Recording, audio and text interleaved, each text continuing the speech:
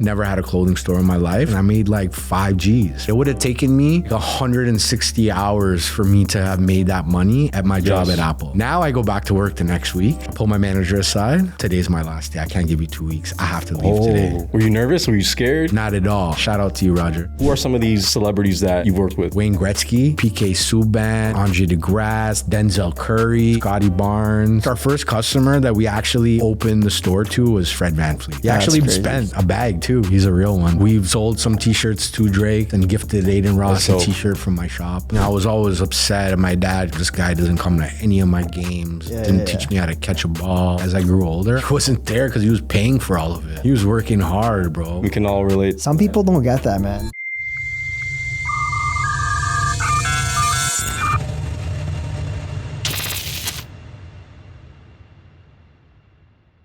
Welcome back to the Marketing Department podcast. We're excited to have Aly Jamal here today, entrepreneur in the fashion industry, owner of Northern Touch Vintage. If you haven't heard about it, you're hearing about it now. You're probably living under a rock if you haven't been to Northern Touch at this day and age. You guys have been crushing it over the last little while. We're super excited to sit down with him today. Aly, welcome to the Marketing Department podcast. Thank you. I'm excited to be here. Yeah, bro.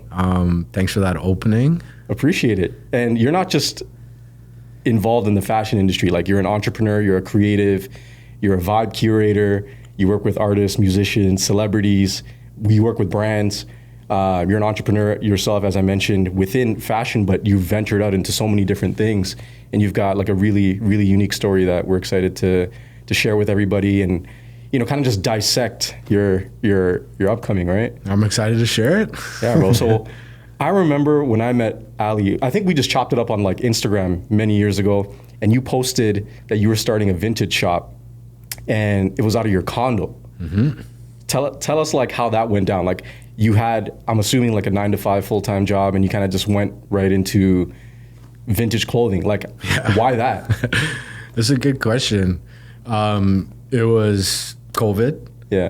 And I got sent home to work, you know, so like everybody was just working from home. And you know what that's like when working from home. I mean, you finish your work in a couple of hours and then, you know, you got half the day to kind of do what you want to do, right? Yeah. So I think I just got bored. And also I was at a time in my life where I was pushing like 10 years at the same job. Mm-hmm. And it was a great company. I worked for Apple. So I was able to really learn a few things over my time there. But mind you, it wasn't a regular job. It was like a fun job, you know. Yeah, it's Apple at the end of the day. Like, it's Apple at the end of the day. Has an amazing, you know, environment, community, energy. Yeah. It's where I learned a lot of skills in terms of like talking to all types of demographics, not just like, you know, people my age or people I can relate to, but, you know, old ladies, old men, young kids, you know, everybody in between. So it really allowed me to figure out how to create relationships with everybody. So when I started my business, I didn't realize that that's what I like took from that job, but it's been easy in terms of like creating relationships with my business and all that. But yeah, it was during COVID time. I remembered I had a homie who was in the rag business. So that's what we call it, rags. You go to people think that like if you own a vintage store that you could just like walk into like a vintage warehouse and just like magically get vintage. Yeah. But it don't work that way. It's like a textile factory. So yes, vintage stores get access to them. So like you can just walk in and buy clothes. You gotta kind of like spend a certain amount and have a shop almost, right? To my understanding, if you buy from one of these suppliers or these wholesalers, again, to my understanding, you have to buy them like in lots or by weight or something like that, right? Like in volume? So like you have to like commit pretty much to spend like a certain amount every month, which is, it could get into the tens to the 20,000s a month. Some stores spend 30, 40, you know? Right. So it's, they basically see how much you spend and they're like, okay, we fuck with you or we don't fuck with you. Yeah. You know what I mean? Does that level differ, like based on how much you're spending? Yeah. Okay. Yeah, like you don't get good clothes if you're not spending. Right. You know, like they won't show you the good shit. So they got like heat like elsewhere, and there's just like the regular shit. Kind of, you know, like they want you to kind of just go, like it's, put it this way, you go into like a 10,000 square foot warehouse and it's just textiles everywhere. So for those people don't know, textiles is just like materials, right? So any type of materials they import, whether it's a blanket, a woman's dress, right, men's suit, whatever, right? And you get access to go through all of that. Yeah. But it's up to you to recognize what it is that you want to sell. Is it all sorted? Nah, it's sorted to the sense that like they have like a jacket section, or here's like the flannels, or here are like the hoodies and sweatshirts, you know? It's almost like a Winners. It's almost like a Winners, way worse actually. But yes, almost like a Winners. Yeah.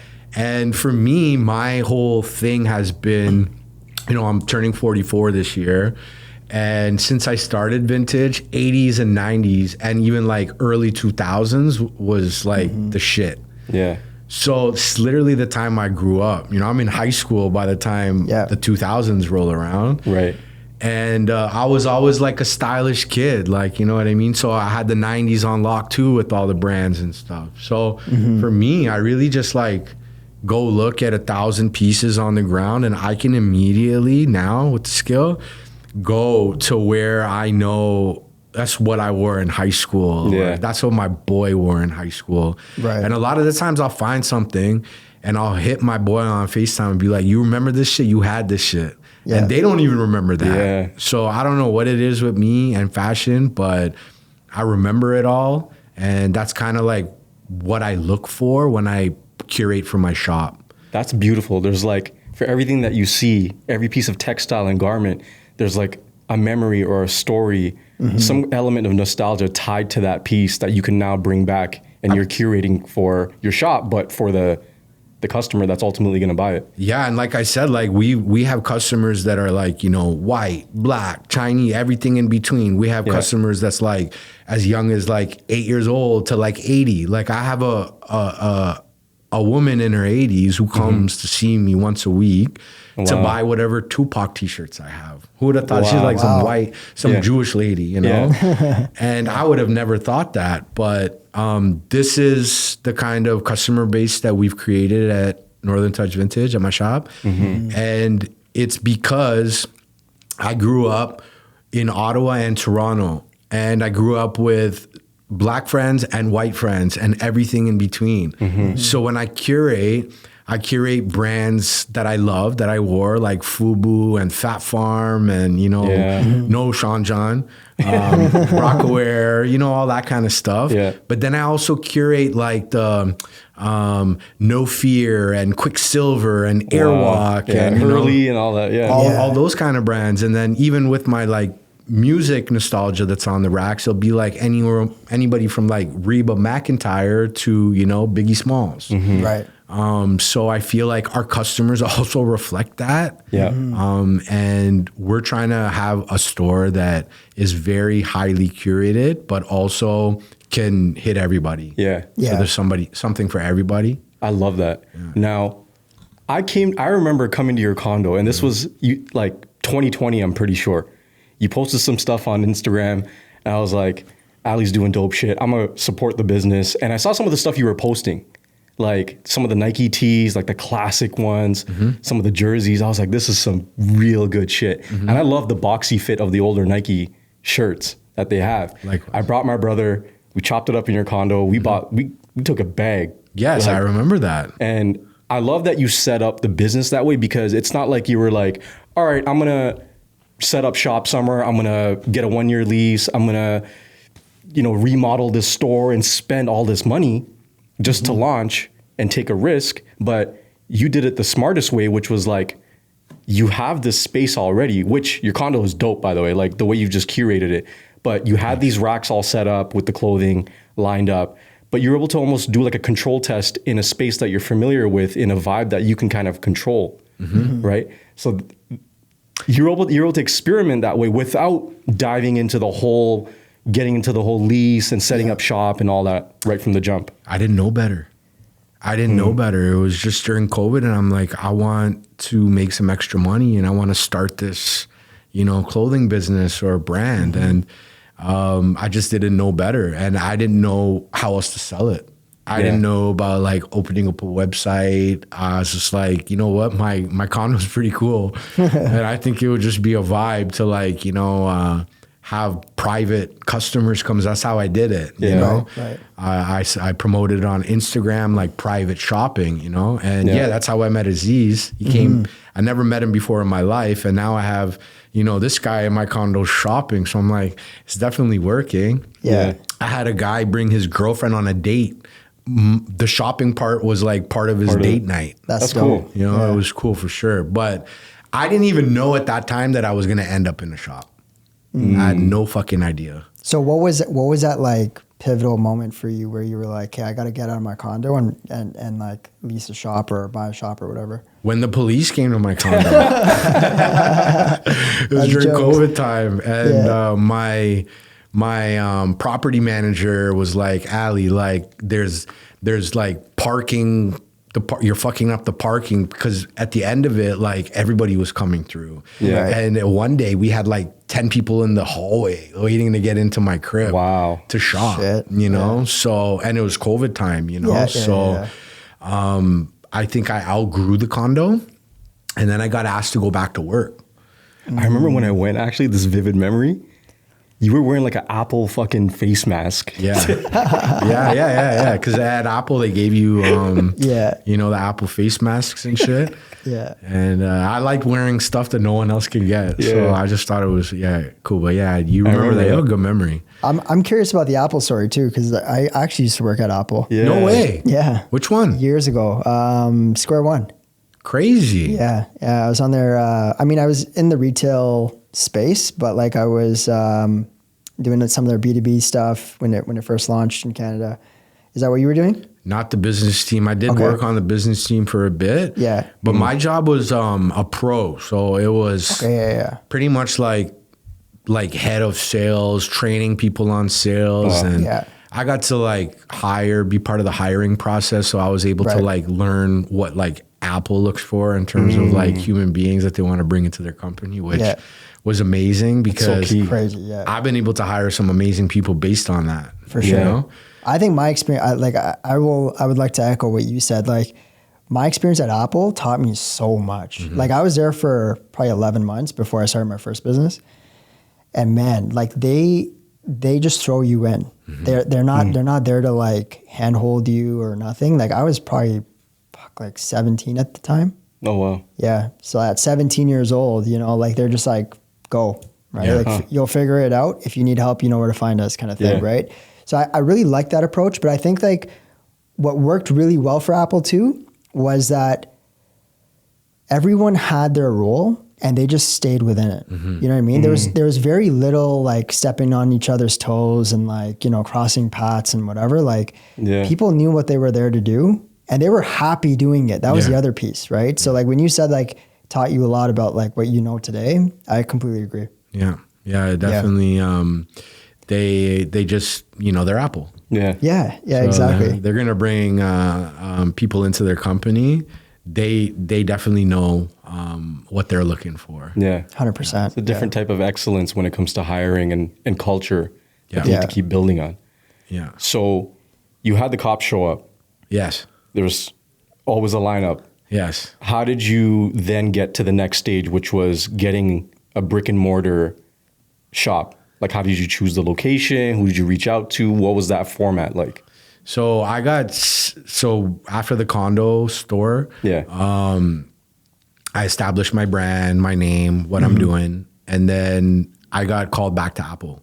Okay. Yeah. So I had to go back to work. Right. And, I'm there, I'm working, and I'm like, you know what? I'm going to open up a website. I'm going to figure it out. Yeah. So I figured it out while I was at Apple, and I opened a website, right? Put shit on it. Shit was selling, and I was like, okay, great. Amazing. And then, having some time off during COVID and then going back to work was a struggle for me. It was a big struggle for me because I got used to the fact that I'm getting paid this now to do this work at home and I'm used to this. But now you want me to like travel again and have all these fucking coworkers again and have to talk to like customers again and shit. Like I was over that shit, you know? So it's crazy because I went back for a week and, you know, I thought I was just going to live this life again. And then my boy owns a spot on King East called Space on King. Right. It's like a beautiful an event space, gallery. It's beautiful though, right? And so at that time, I was always like, you know, putting an outfit together and then like taking a little Instagram picture and popping it out. And so he called me and he's like, yo, we want to do a lookbook with you. Can you put some outfits together, come to our space, and we can like showcase the space through your outfits and shit. And I'm like, say less, I'm there. So I go by, and when I go by, I didn't expect him to have this beautiful spot, okay? And I don't know why, I saw my store right there. And I just also knew I could finesse having a store there because he's my boy. Yeah. And they were still like starting out. So, you know, I was like, fuck the photo shoot. I want this space right here. Right. And it was like this little like 500 square foot, like beautiful area in his event space. Yeah.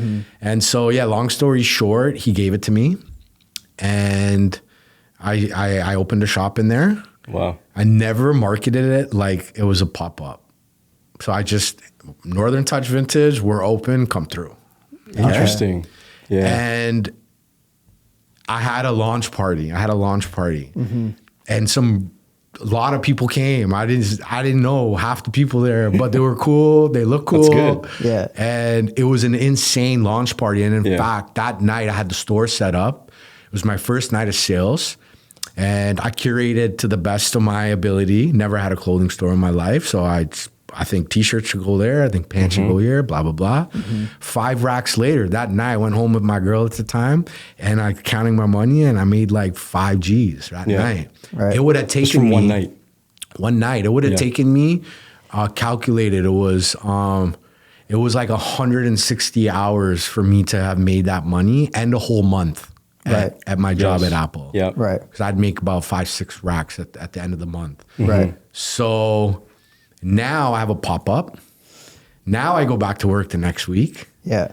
I have my morning meeting. You remember we had like a little download in the morning. I pull my manager aside. I'm like, bro, I can't do this no more. I'm giving you my 2 weeks. Wow. All right. Were you nervous? Were you scared? Not at all. I didn't even think about it the night before that today was the day I was going to quit. You just felt it in the moment. I just felt it. Like I was not there for the meeting. And I'm like, there's no way I'm working for 8 hours today doing this. There's no fucking way. Yeah. So I pull him aside. I'm like, here, my 2 weeks, I'm out. And because the whole time during that meeting too, I was thinking about my launch party. Yeah. I was like, all these cool people, influencers. I made 5 racks, you know. You're all gassed up. I'm like, why would I go back to this job, you know? Yeah. So I had to come back the next day and start the 2 weeks. And we had our morning meeting again. Did you have to wear a uniform? Just fucking whatever like you an want. It's Apple like an Apple t-shirt. Yeah. So you also the probably like, I don't want to wear this uniform anymore. It's been 10 years. From day one. I never wanted to wear it. Yeah. I hate wearing shit that I'm not supposed to be wearing. Right. Yeah. Anyway, so I pulled him aside second day. That was supposed to be the first day of 2 weeks. Right. And I'm like, bro, today's my last day. I can't give you 2 weeks. I have to leave today. So then that was the end of it. How'd that go? Cool, because he was my homie. Okay. My like manager at the time was my homie. He was probably at the launch party. You know, he wasn't at the launch party, but he actually came by the shop a couple of weeks ago and spent the bag. So shout out to you, Roger. So I started the pop-up and then 6 months went by. It was only supposed to be 2 months. Yeah. I didn't know what I was going to do after the 2 months, but it was only supposed to be 2 months. Yeah. So 2 months went by and then 3 months. And then I'm like, hey, Neil, can I get 4? And then 5 and then 6. And then the 7th month, he's like, Aly, he's like, I love you, but like, we need to start renting this space out as a studio and you have the best spot in it. The spot that like everybody wants to take pictures in and shit, right? Yeah. So I'm like, okay, fine, you know, let me figure out the next move. Let me look for a shop because I think I'm ready to have my own shop. Yeah. And then I found this beautiful location on Richmond, but it was like 20 racks a month. And it was like 4,000 square feet. And there's no way I could have a vintage store in there. But it was such a beautiful spot. And I just had this vision that like, if I could get some of my homies who also have businesses to get on board and we could all like build this like adult playground. Yeah. Right. You know what I'm saying? Like a multidisciplinary type of wellness, point, like, you know, all in wellness. Like I did fashion and then I brought this barbershop in who at the time was an amazing barbershop. And I also brought my homie's physical therapy spot, Revive. Shout out to Revive. Shout out to you, Justice. And I called them. I'm like, bro, I sold them the dream and everybody got sold on it. Nice. wow. So we signed the lease, you know, and we just started building a shop, my shop and the barbershop and physical. And then we opened the doors. Crazy. Dope. Yeah, not so dope. It was an amazing, but it was like a crazy learn and experience for me to have business partners. Right. Yeah. And having the wrong business partner can set you back For a sure. lot. And we had 3 business partners in that business. 2 of us were very on board and wanted to build this like community, and we wanted everybody to win. But there was one partner on board that, you know, he was just a fucking dickhead. You know, I don't know how else to say it. Right. But you learn from those types of relationships and moments, and For sure. I learned a lot. yeah. Yeah, I learned a lot. Unfortunately, I had to also pay for it. So like learning a lot sometimes comes with a heavy expense in business. It happens. Because if you're all in and you spend all your money and then you're all out because it's the bad decision based on whatever, you don't necessarily get to take that money with you. Yeah. For sure. You know, so Yeah. It was a cool space though while it lasted. I remember when I was at a previous agency, we did a brand activation in that space. That's right. With Guru Energy. The brand loved it. Yeah. But I wanted to do it in that space because Guru, when they do their marketing in Montreal, obviously it's got to be culturally relevant. And that space was popping, right? Like it was a multidisciplinary spot. You've got the barbershop, you've got Northern Touch. Yeah. Like it was just a cool space. Location was dope. The store, like the windows and everything. There's a lot of like like branding opportunities. So yeah, it was fire. And I think today we would have been able to grow that business and sell it for a lot of money and stuff. But, you know, it's something I look back on now, and it's just part of the journey. Yeah. You know, I knew shit all in the business world when I started. Yeah. And that 1 year kind of gave me like 10 years of experience. that's amazing. Yeah. And I almost kind of had to go through that to get to where I am now. Yeah. And so I wasn't happy. So I kept walking out of the spot and kept looking at other spaces that I could find nearby. And I don't know what, but like God's good graces, I walked one day down the street, maybe 50 steps away from my actual shop. And there was just this like firehouse, you know, like I was like, you know what? Like I had a great idea to build a vintage shop in a house and make it like a New York, Paris boutique vibe and give the city a little bit something different, you know, when it comes to vintage shops. Like I didn't want a shop that smelled like shit. You go to vintage shops, it always smells bad. I wanted you to smell. All the ones in Kensington, they smell so bad. Everywhere, to be honest with you, because the thing in vintage shops, why they smell bad is because no store owner cares enough to fucking wash the clothes. Right. Okay, so quite literally, it's the clothes that smell like shit. Yeah, exactly. It adds up, and you put 1 or 2, it's not going to smell. When you fill a whole store up with clothes that aren't fucking washed, your store's going to smell like ass. Yeah. Right? So I was like, you know what? I'm going to be different.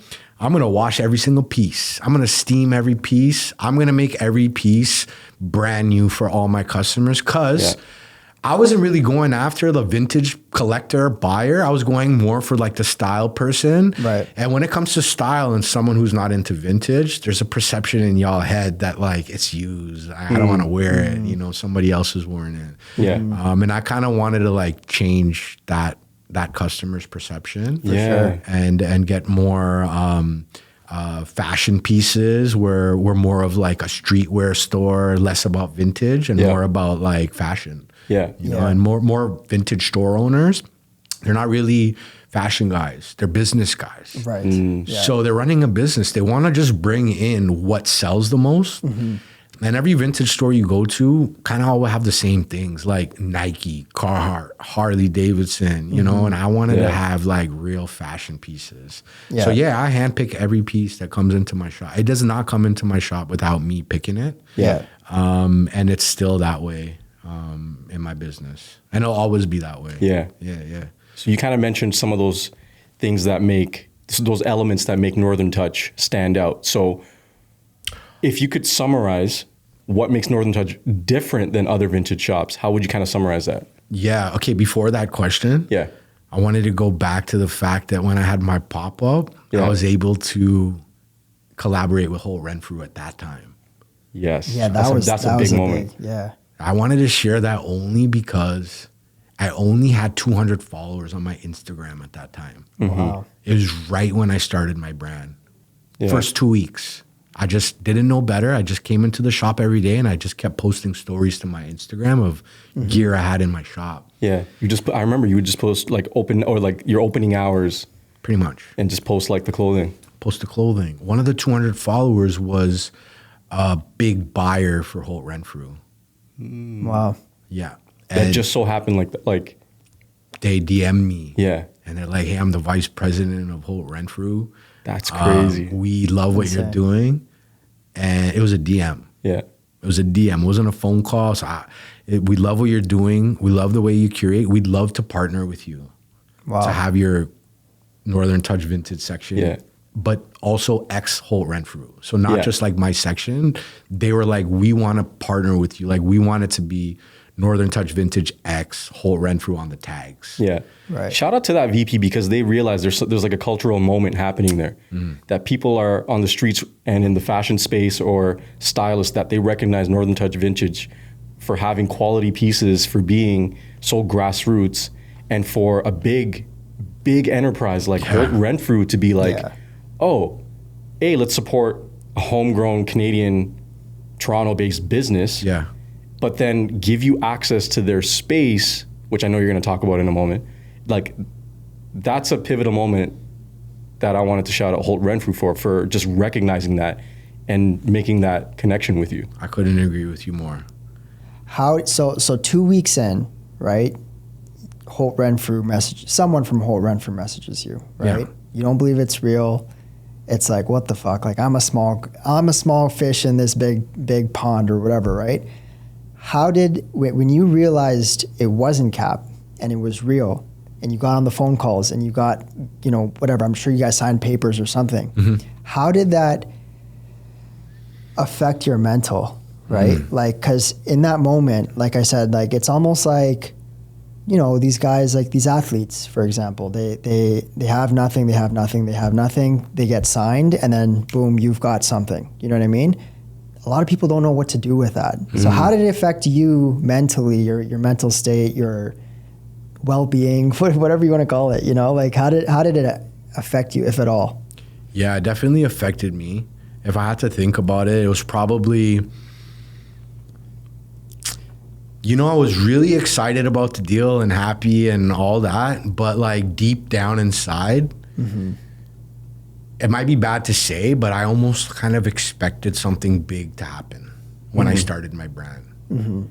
I always dreamt of having a life that I'm living right now in terms of like being in fashion, being able to create a clothing brand and being known for it and have like athletes and musicians and celebrities hit me up or come to my shop. I get to dress them and all that kind of stuff. Like, I don't know if I dreamt it in my previous life or not, but I almost like kind of expected it. Yeah. And I don't know if that was good or bad, because if I had to look back at it, it just went so fast. I just didn't really have time, but I was excited. I was nervous. I didn't know if I could do it. Right. But at the same time, it gave me so much confidence to continue like doing what I'm doing and being like, yo, see mom, like it was the right move. Yeah. You know what I'm saying? Yeah. So if I had to take one thing out of it, it gave me confidence. Yeah. It gave me confidence to be like, yo, you're that guy for this shit, and you're exactly where you need to be, and keep doing what you're doing. Yeah. For sure. So you mentioned real quickly that you dreamt about working with athletes, celebrities, musicians, just people in culture. I didn't necessarily dream of them. Yeah.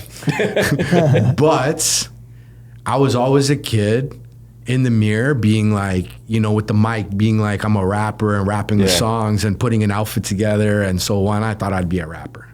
Right? Yeah. And then I had a sports thing, you know what I mean? Where I'd play basketball and football for my local team or whatever. But I quickly like saw what MJ was wearing, like Nike wristbands, Nike headband, like he wore one here. So like I'm doing that now on the basketball court. And I played football. Deion Sanders was my guy, and he had a Nike headband around his neck that he always wear, and football gloves and all that. So I'm just saying, I always wanted to be an athlete. I wanted to be a rapper. I wanted to be like a celebrity of that sense, like an icon. You know, yeah, right. And through this business, and it wasn't never a thought that I was gonna ever have access to all of it. Yeah. But I have access to all of it now. It almost makes me feel like I am a rapper, I am an athlete, I am a musician, because our worlds collide every day. I love that. So it was my way to fulfill like a childhood dream in a way. Yes, I didn't end up in the NBA. Yes, I didn't end up being Drake. But we've sold some clothes to him before. Like, you know what I mean? And that is good enough for me. For them to like even know who I am and respect my craft. And give me a little follow or like, you know, a little like shout out. Yeah. It makes me feel like I fulfilled that part of my childhood. Yeah. Like you have influence and you're able to curate different places, people, moments, right? That's what it ultimately comes down to. It's like you're still able to flex your creativity, the business mindset, and people still recognize you for it, right? Which I think is huge. I wanted to ask you about what was the very first celebrity or artist interaction that you had? Because I know you worked with a ton of people. Yeah. And still are, like, all the time. So how does that work? Yeah. Honestly, so I can truthfully tell you that I have never, ever called a celebrity or texted or DM'd a celebrity or an influencer to come into my shop or to come and buy something. It's always been organic. So whether it's like a friend bringing a celebrity in, or a celebrity saw us somewhere, or, you know, a basketball player told his teammate that like, yo, whatever. That's how we've gotten it, always our opportunities. And thankfully to this day, we still haven't done it. And I think there's something beautiful about doing something that you're passionate about, putting it out there in the world, and letting people find you if they want to find you. Because if they find you, they really want to fuck with you. Yeah. Yeah. And I've always been that type where I didn't put a sign up. I wanted to be that store that people just kind of like underground, and then you know. Yeah. I never put myself on Google, address, none of that shit. I do now though. Yeah. I had some friends. Because people are searching you up, right? So yeah, and I had some friends kind of talk some sense into me who are like really good business people, and they got me to see that. But still, to this day, we've not spent a penny on advertising. I have not advertised anywhere. I haven't spent $1. Yeah, which in this day and age is wild, right? Like, sure, of course, there's a lot of businesses, influencers, content creators that have gone viral or very successful, in a very organic route, right? But I think what's really cool about Aly's business with Northern Touch is, it started grassroots, truly, like in your home, to having a brick and mortar business. You were pumping content out through social media. People notice from there, word of mouth. Yeah. And even now, you're not doing, like, as far as I know, like paid spends, paid marketing. No. People really believe in you as a person. They believe in the business and the quality of the products. Yeah. So like, what's next for you in terms of marketing? Like, how do you want to continue marketing Northern Touch to take it to the next level? Or are you happy with where things are at right now? Yeah, I'm super happy where things are at right now. I don't want more. The more that I want isn't from this store. This store is great. Right. I like what I built. Look, when I quit my job at Apple, I said to myself, man, I'll do anything as long as I could just pay the bills. And, you know, we're paying the bills. Yeah. And I'm living my life and no one tells me shit. And if there's a day I don't want to work, I don't have to call anybody to tell them I asked for permission. That was my biggest pet peeve of working for somebody. Yeah. If I wanted to go on vacation and I found a sick deal online for a sick flight and I go into work the next day, I'm like, hey, managers, what do you think about these dates? And they're like, nah, fuck that. You can go on these dates though. Right. Yeah. Like, It what never the works fuck? out. Yeah. You know? Yeah. Well, I gotta call you when I'm sick. Yeah. Nah, I'm not into any of those things. I don't like people telling me what to do like that. Yeah. And so to be able to have this freedom now and to work on my own time, we are open every day. And I work all the time. But I love it. And I don't feel like work ever. That's amazing. Was that your question? What was your question? I don't even remember anymore. Yeah, I don't know. But the whole goal was to just fucking do something and pay the bills. Yeah. And then we get spoiled. So you pay the bills and then you forget, why did I quit? Yeah. I don't forget. Yeah. I thank That's God beautiful. every day. Like I quit because I want to be able to go to the gym whenever I want to, or I want to go see my parents whenever I want to. I want to see my nieces and nephews, my families. I want to take a girl out. I want to, you know, have my life, you know, because we don't know how long we're here for. That's true. For sure. It's a short life, and there's one too many times I've seen people go way too early. So I'm not saying live life to the fullest every day, but if you can control certain aspects you're not happy with, control them. 100%. So I got two questions for you too. Are you content? Would you say you're content? In what sense? Just your life, just everything that you've built, who you are today, you know, where you are today. Would you say that you're content? No. I am content with a lot of things, and I'm grateful of a lot of things in my life. Am I content? I don't think so. I think there's still room for my happiness. I think I could be happier. Right. I think that's really what it comes down to, my happiness. Yeah. That's the pursuit, you know, the pursuit of happiness. Pursuit of happiness. Absolutely. Yeah. I think we're For a lot of all people. pursuing the same thing. Yeah. 100%. I think everybody in this world, that's one thing we all have in common is that we all want to be happy. Who the fuck wants to be sad? Yeah, it's true. Or depressed or, you know, mad. And I've been all those. 100%. Yeah. This is the most content I've been at 44 in my whole life. Yeah. That's good. And- most content. And why would you say, or what would you say got you to this position? Because, you know, like someone once told me, there's content and there's complacent, and it's easy to like mix the two, right? So like content isn't complacent and complacent isn't content. Yeah. You know? Because I'm content by I'm pushing the brand forward every day. There you go. I'm here right now. Yeah. You know, this is also because he's my boy. Yeah. You know what I mean? Yeah. And I'm so happy to meet you. But Absolutely, yeah. this is something I don't necessarily have to do in the complacent stage. Absolutely. Right. Yeah. But being content, still pushing my brand forward and getting my story out. And I think I'm in the right headspace to share my story now. Yeah. Because part of what I do and why I do what I do is I really want to inspire the youth. You know, that's like, That's so I cool. know that's my mission now. So it's not just like getting people to look fly. My thing is to give you confidence. So I don't say I'm going to get you fly. I'm like, yo, I want to give you confidence where I know you lack it. And I'm going to do it through my lens of fashion.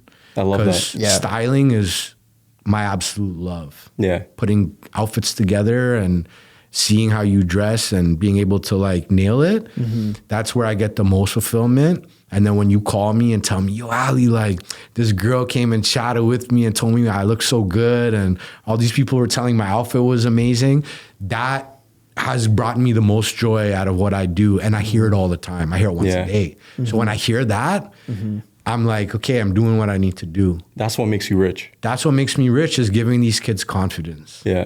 Or whoever confidence. Yeah. You know, because I see it, like fashion is such a big, important part of our everyday lives. And fashion is not about like spending the most money. It's not about that. You know, Agreed. it's about feeling amazing in your clothing. Yeah. Because when you feel amazing in your clothing, you can go out and conquer the world. Yeah. Okay? Yeah. Also, think of how important clothing is. You don't have anything to wear, you don't want to go fucking anywhere. It's true. When you have like a fresh outfit in like on ice, You're like, let's go. and you might not even have somewhere to go, but you find somewhere to go. Yeah. So why not feel like that every day? Yeah. I love Right? that. Like you get a haircut, right? You're like, yo, I'm going everywhere today, right? I feel like for guys, if you have a fresh fade, the car is washed, and you have a crisp fit, that's our therapy. Yeah. Yeah. So I unlocked that. I'm like, if that is what's bringing me the most joy, okay, when I step out, then I want to do all of those all the time. Yeah. Right? So I get a haircut every week, you know what I mean? And I try to put a cool fit together everywhere I go. You know, I just like it. It's just me. I have the best barber in the world, A. Dreezy, Wavy Barbershop. And if you guys need an amazing fade or your beard done, go see A. I gotta check him for sure. He's the absolute best. Yeah. That's hilarious that you said that. So my wife Priya, she just like this past week, we were just like banter, you know, going back a little bit, back and forth. And she said to me, she's like, babe, how many black t-shirts do you need? Right? Yo, exact same conversations. Yeah. Oh yeah. Yeah. You should see you open up my closet, it's just black tees. Yeah. And I'm like, a lot, you know, like I need a lot. Shit. I'm a simple guy. I'm usually in like, you know, I've got a thing for shoes. Everything else is just like, yo, simple shit. Yeah. You know, I'm not a big brand guy per se, but like It's the Steve Jobs approach. Yeah. I get your vibe right away. Yeah. So like I could build you a whole wardrobe just meeting you first 10 seconds. Yeah. Like you love quality, you love things that fit you well. Yeah. And you're like a Laura Piana guy, you know? Yeah. The Like I can tell right sophistication. away. Yeah. But you know what this sounds like? It sounds like you guys need to come to the shop. Oh yeah, 100%. 100%. We will. That's what it sounds And that's a like. cool like the new space that you got is really dope. Like I know like Playground Series did like a whole set. Yeah. That looked crazy on crazy. YouTube. That was crazy. You do brand activations. Yes. So there's a lot that you do with the Northern Touch brand, like digitally, culturally, physically in the space. So like, why don't you share a little bit more about like this Northern Touch universe that you kind of created outside of just the clothing and the textiles? Yeah. So like, you know, again, I just want to go back. Like, I don't know what the fuck I'm doing still to this day. Yeah. Okay. So like people ask me all the time, like, how did you get the brand out there and this, that, and whatever? I don't know. I don't know. I just put it out there. I'm passionate about what I do. I have been consistent in terms of my product. And when I do social media and this, that, there's no cadence to it. I just put out what I put out. I shoot it on my cracked iPhone. I have no professional shit. I love showing human error on, that's the one thing I've done.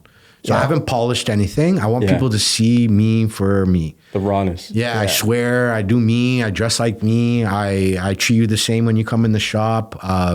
There's no cadence to my socials. The people I've worked with hasn't been planned. They call, we call, they come, whatever. I go here, I go there. That's really refreshing. That's very refreshing to hear. There's no YouTube video. I have no marketing background. I have a grade 9 education. Yeah. But I think I dropped out of high school in grade 9. Yeah. No, I didn't drop out in high school in grade 9. I went for a couple of years, but I don't think I passed grade 9.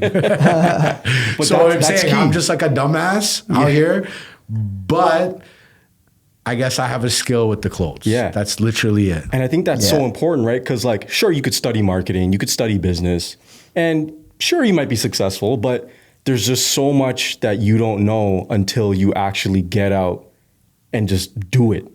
right? Hands-on learning, experiential learning, meeting people, meeting the right people, trial and error. Yeah, just do it. And just do it. Yeah, just do it. Do you every day. Yeah. Like, you like know. I didn't go to school for marketing. I don't think you, did you go to school for marketing? I went for marketing advertising, Yeah. But like it was traditional media, right? Yeah. So it was like newspapers and magazines and shit, not all my digital. shit was self-taught. Yeah, Right? same. All self-taught. I mean, my parents were entrepreneurs, so I got work ethic from them.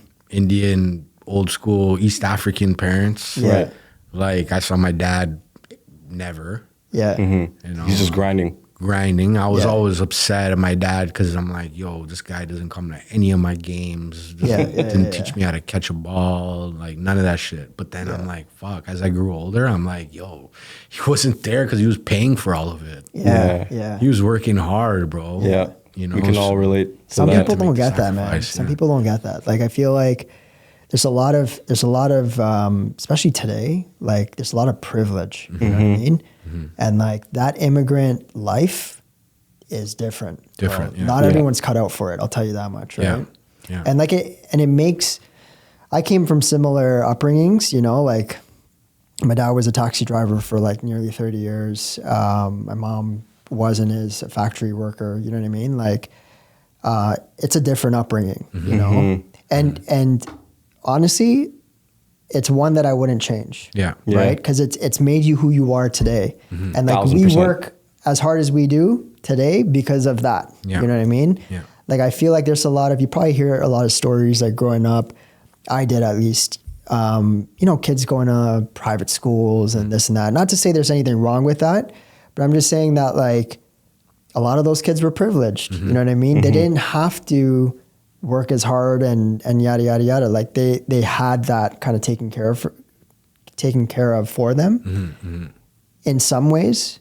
But then there was the other side where it's like some of these kids didn't know what to do with it, right? So then they just go down like a completely different path. I love what you're doing with the whole like confidence piece, man. I think like as It's huge.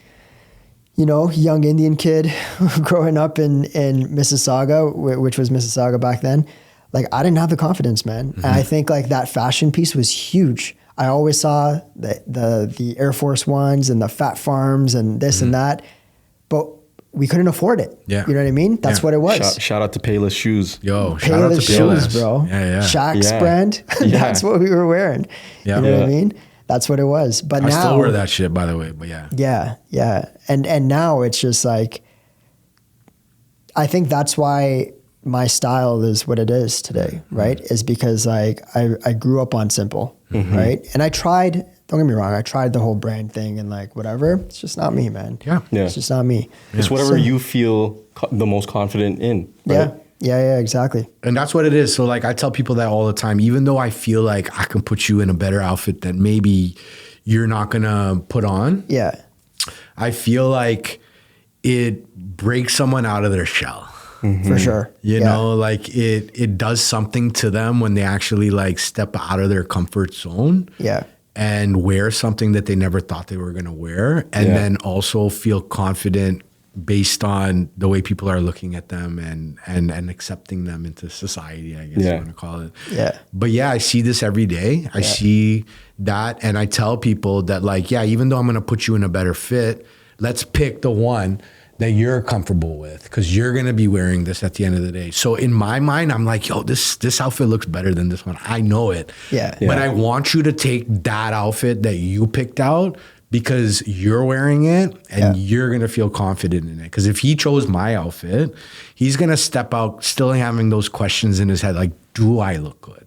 Yeah. But if he picked that outfit, then he's gonna be like, I know I look good. And sometimes that's literally you need to like believe whatever you need to believe in order to go out there and kill your day. Like you look at MJ, Michael Jordan, like he used to like take anything he could take before a game. So like if he didn't have any ammo to like be pissed off at somebody, he would just put it in his own head to be like, yo, that guy looked at me fucked up in the hallway before the game, so I'm gonna fucking kill him during the game today. You know what I'm saying? Like he just had to find that to motivate him. So I'm saying like whatever it is that motivates you to win a game, or win at life, or look good that day, do it. When it comes to winning, you ever have a moment where you have this like fake it till you make it moment? Because we've all had those types of moments where we're like kind of just overselling who we are, what we are in the past, just to get to where we are today. So in your story with Northern Touch, was there a moment where you kind of had to say something to say it, but then you actually obviously had to deliver on? Oh, that's a crazy question. I believe in the whole faking it until you make it. Yeah. So I think how I faked it until I made it in this business was that I opened up like I belong there. Like I've been here for years. You know, that's how I faked it. I didn't want to show my customers that like this, that this is like all brand new and that like I don't know what I'm doing fashion wise. Right. Yeah. If I had to tell you, I was always good at like picking shit out based on nostalgia. Right. But now that I like touch the fabrics every day and I'm around clothing every day, you become kind of like psycho about this shit now, you know? Yeah. Mind you, I basically what I'm trying to say is that like when you first came in, I probably couldn't style you. I could probably tell you like, yo, this might look good. Yeah. But now I could like look at your body type and just blindly without grabbing your size, I could just grab your size and put shit on you. And so it's like a skill I grew into. So I faked it until I'm actually here now. Yeah. Especially in fashion, I feel like it's just so like, it can be very closed off. They got their own community. Yeah, they are. They absolutely, they do. I don't know. It's a hard question, I guess, to answer. No, you did answer it. You did answer it. I think a big part of my brand to be where it is today is through the way I dress. For sure. Yeah. I think that's what I don't know how to explain it, but I think it's the way I put myself together, which is why we've attracted the people that we've attracted. I don't know. Yeah. I think some of that has to do with And I think fashion's just so subjective, right? Like it's like everyone's got their own thing going for them, you know, and like I said, like there's guys and girls that are very much so into streetwear, and there's some guys and girls that are like into that preppy vibe, you know, like that's just what it is, right? Yeah. There's people that I know that, you know, still to this day will not get on a Zoom call without wearing a suit and a tie, right? Like that's just what it is. And the reality is like, you know, that's what makes them them. That's what brings them confidence. That's what like, that's who they are, right? And it's all good. I think like, you know, I just want to just really quickly touch on one thing. There was this event that we did, which was Bump. And like I said, you know, I'm super simple and whatever. Aziz and I were going back and forth. We're like, man, like, I don't know what to wear. We went shopping together. Together. Like it was jokes. Anyways, long story short, you know, I've never worn Carhartt in my life, you know, like never. And I'm just like, I don't know anything about this brand, nothing, right? Got this jacket, fire jacket, right? And it looked good. Not on me, but like on no, it looked good on me like after, but like I'm saying like it looked good on the website. It looked great. And I'm like, okay, I think this will be the one, right? So I got it. And then when I got it, I was like, fuck, I think it's too big, you know? And then I got on with Aziz. And then he's like, yo, we were on Zoom. He's like, yo, let me see in this. his boxers with No, the not jacket. boxers, bro. Something like, no. I have his jacket on. He's like, yo, that's fire. He's like, you have to wear that, right? I got so many compliments on this jacket, like at the event. They're like, yo, where'd you get that? Blah, blah, blah. And then sometimes, my point here is that sometimes it's the stuff that you don't know. You know what I mean? That brings you confidence, right? Like that confidence wasn't there when I walked into the venue. But it was there when I left. You know what I mean? Yeah. And now that jacket, it's a piece of my wardrobe that I'm going to continuously wear and whatever. But, you know, shout out to Aziz because he's trying to do exactly that, get me out of my shell a little bit. Fire. Little by little. Yeah, little by little. Yeah. But, I love that. You know, I just wanted to shout you out for that. No, I appreciate that, bro. Sometimes all it takes is like one piece for you to you know, man. get on that train. Yeah. 100%. I still rock a lot of the tees and stuff that I bought from Respects. 4 or 5 years ago. Respects. Yeah. I appreciate that. Those are some grails in my closet for sure. That makes me the happiest when I see somebody wearing, you know, Yeah. a shirt that they bought at my shop walking down the street or some shit. That's the greatest feeling. It is a great feeling for sure. So you had Northern Touch, the brand new store location, house format. It's got the homey feeling, which is kind of like full circle because you started the business in your home, and now it's kind of got this house feel, New York style, which I absolutely love. So you also mentioned that you work with a number of celebrities. So who are some of these celebrities that you've worked with? We worked with a ton. We've been very lucky, but we worked with Wayne Gretzky. That's probably the biggest one for me, at least. He took over my whole house for a week during NHL All-Star Week, him and his whole family. Wow. And they turned my shop into like all of his like accomplishments throughout life. So all week we had like the Hockey Hall of Fame dropping off like trophies. And that's crazy. His skates. Crazy. And we turned the whole shop into like his museum kind of gallery, thing. Yeah, his gallery. And, people like Cuba Gooding Jr. came to the shop during that time, and PK Subban and Peter Mansbridge. So I'm like, Peter Mansbridge, that's insane. Yeah, I'm just talking to Peter Mansbridge like it was nothing, it was crazy. Yeah. Biz Nasty, Penny Alexiak, Andre DeGrasse, Denzel Curry, St. John, Alec Manoa, George Springer. Wow. Some of the Maple Leafs, Scotty Barnes. Scotty hits you all the time. Fun fact, our first customer that we actually opened the store to was Fred VanVleet. Wow. Shout out Drew. Yeah, he brought Fred to the shop. He called me, he's like, yo, coming in 10 minutes. I'm like, okay, let's go open the shop. Fred VanVleet walks into my shop, and he actually spent a bag too, and supported. And he's a real one. But I don't know if I'm missing anybody. Zachary Quinto, like he plays Spock on the Star Trek movies. I actually sold him a vintage Spock T-shirt. Wow, was that just there? Like the tee was just there? The tee was on the rack. I didn't know he was coming. He was in the shop, and then somebody whispered like, "Yo, that's the guy who plays Spock." And I just went to the rack and I'm like, yo, you might like this. You know what I mean? And he loved it and he bought it. Spencer Moore. There's been so many, I couldn't even name you all of them right now, to be honest with you. Yeah. But I'm so thankful that it hasn't stopped. Right. That's amazing, bro. That's incredible, incredible momentum. I just love hearing stories like that, homegrown business, quite literally from home to brick and mortar, organic marketing. Yeah. Just the confidence piece where you've really like fashion and clothing is the medium, but underneath it all, it's the confidence piece. Yeah. That you've been helping people build up. Pressa, Baca, we've sold some T-shirts to Drake. On his last podcast, he got a T-shirt for Aiden Ross and gifted Aiden Ross a T-shirt from my shop. That's dope. I know there's a whole bunch of people I'm not mentioning right now. I just don't know off the top of my head. Yeah. It's all on our Instagram. Yeah, people should check out the Instagram. We'll put my it at favorite style was probably, to be honest with you, was probably Baca, because it was the first time that I got to go on set and he was shooting a music video.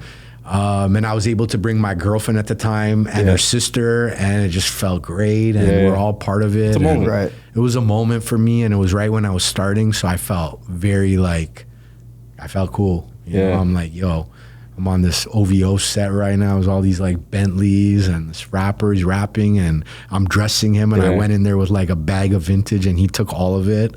And he still wears a lot of it to this day. That's kind of you manifesting that like rapper dreams, right? It's like it's happened in different ways and different forms. Yeah, working with the athletes. Yeah, working with the rappers. Yeah, you know what I mean? Yeah, but this time through your art. Yeah, and I'm so grateful for that. That's incredible. Mm-hmm.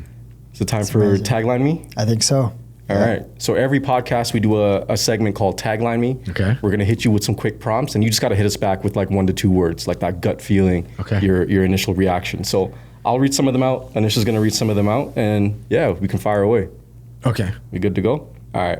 So I'm gonna hit you with the first question, which is your brand as a movie title. House Party. Ooh. Northern Touch meets hip hop lyric. Started from the bottom, now we're here. Now we're here.